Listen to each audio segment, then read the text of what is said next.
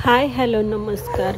आज मी ना इथे डाळ भात किंवा मग सिंपल डाळ फ्राय जसं म्हणतो ना आपण ते मी बनवणार आहे। अगदी सोपी आहे। फक्त आपण डाळ जरी खाल्ली ना तरी पण वाटणार नाही की ही आपल्याला ॲसिडिटी झाली किंवा मग काही त्रास झाला, कारण की मी इथे मसूरची डाळ, मुगाची डाळ आणि तुरीची डाळ तिघं डाळी घेतल्या आहेत। आणि मसूरची डाळ घेतली ना तर डाळ भात किंवा मग डाळ केलेलं आपल्याला ॲसिडिटी वगैरे होत नाही। आणि मस्त मी छान इथे शिजवून घेणार आहे। तेल, हळद, मीठ असं मी त्यात घातलं आहे आणि 3 ते 4 शिट्ट्या काढून घेणार आहे। आणि तूप आणि तेल दोघंही घेते मी फोडणीसाठी। फक्त तूपही घेऊ शकतो आपण। तुपाने जर फोडणी दिली ना अगदी छान असा स्मेल येतो आणि म्हणजे एकदम सॉफ्ट असं खाण्यात फील पण होतं आपल्याला ते की चव वेगळी लागते असं म्हणून। अगदी माइल्ड टेस्ट येते। इथे जिरं, मोहरी, लसूण, हिरवी मिरची मी सगळं कापून घेतलं होतं, आधीच तयारी करून ठेवली होती। आणि मी आता तडका देते। अगदी जिरं मस्त फुललं आहे, मोहरी पण तडतडली छान। आणि 2 ते 3 मिरच्या मी इथे कापून घेतल्या होत्या आणि लसूणच्या 3 पाकळ्या असं मी मिक्स करून एकत्रच फोडणीत घातलं आहे। कांदा, टोमॅटो मी इथे कापून घेतला होता आधी।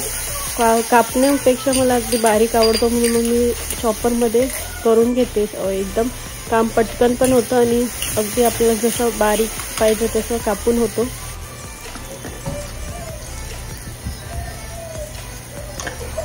तडका बनवला आहे मी, त्यात मीठ घालते चवीपुरतं। डाळीमध्ये मी टाकलेलं आहे म्हणून आपण जेव्हा डाळीत मीठ टाकतो ना तेव्हा फक्त तडक्यापुरतंच टाकायचं। वाटलं तर आपण टेस्ट करून बघू शकतो नंतर। आणि इथे मस्त अशी अगदी दाटसर अशी डाळ शिजली होती, मऊ। मला थोडंसंच पाणी घालायचं होतं त्यात, कारण की मला ही कन्सिस्टन्सी बरोबर होती। आणि अगदी आम्हाला साधं सोपं जे लंच किंवा डिनरसाठी आपण बनवू शकतो। इथे मी जिरा राईस बनवते, सिंपल पद्धतीने बनवते। जास्त काही मी इथे तुपाने पण दिली असते, पण दोघांमध्ये तूप फोडणी द्यायला मी अवॉइड केलं। वरतून थोडंसं तूप घेतील मुलं म्हणून फक्त तेल आणि जिरं एवढंच मी टाकलं आहे। आणि मग आपला जो तांदूळ असतो जो आपण यूज करतो तो स्वच्छ धुवून मी त्यात ॲड करून घेतलं आहे। मीठ घातलं आहे, मिक्स करायचं आणि वरतून पाणी घालायचं आहे आपल्याला। इथे जेवढं आपल्या तांदूळाला लागतं आपल्या प्रमाणानुसार आपण मीठ आणि पाणी ॲड करून घ्यायचं आहे। मस्त मिक्स करून घेते मी इथे। आणि भाताच्याही 2 ते 3 शिट्ट्या करून घेणार आहे। आणि वरतून मी एक सिक्रेट इन्ग्रेडियंट म्हणजे जो असतो तो मॅगी मसाला, याच्याने वास पण छान येतो आणि टेस्ट थोडीफार चेंज होते। नेहमी यूज करण्यापेक्षा एखाद वेळा केल्यानं डाळीची टेस्ट चेंज होते। आणि फक्त आम्ही डाळ भात खाणार होतो म्हणून मग एकदम फुल प्रूफ मील प्लॅनिंग हे असं असू शकतं।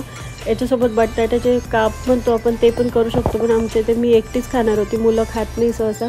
डाळ भात खाल्ला ना तरी त्यांना भरपूर होतो, अगदी त्यांचं आवडीचा पदार्थ म्हणजे डाळ भात झालं तर।